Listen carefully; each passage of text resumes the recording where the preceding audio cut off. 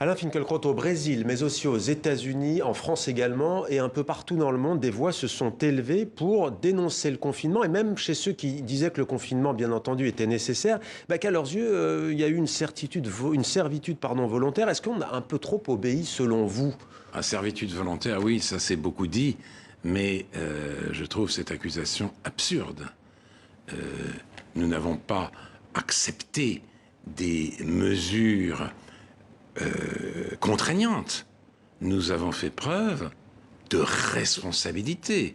Nous avons, par le confinement, participé à l'effort collectif contre la pandémie. Et ces libertés suspendues, nous savions très bien que nous allions les retrouver à l'issue du confinement. Et d'ailleurs, cela n'a pas manqué. On manifeste aujourd'hui en France à un rythme plus endiablé encore Mais est-ce que ça peut pas qu'en donner des idées 2019. à des dirigeants malveillants, sans parler de dictateurs, qui pourraient dire un jour, finalement, les les dirigeants peuples obéissent, malveillants, les dirigeants malveillants, ce sont les dirigeants chinois. Et quand ils instaurent l'état d'urgence à Hong Kong, ils suppriment la liberté d'expression. La liberté d'expression s'est portée comme un charme tout au long du confinement.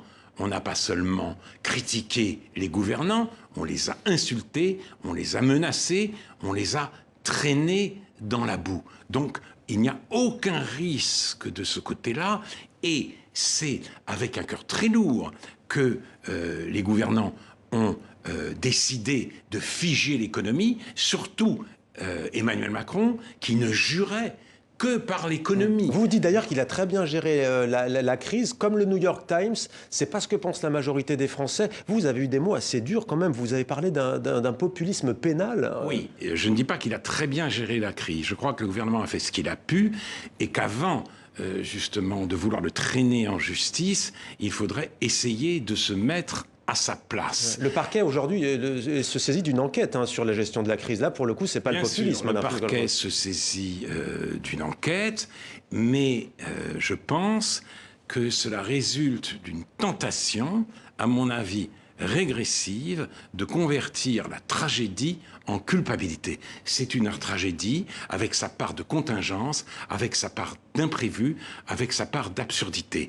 Des erreurs ont peut-être été commises, des atermoiements, des approximations, des retards, mais aucun crime.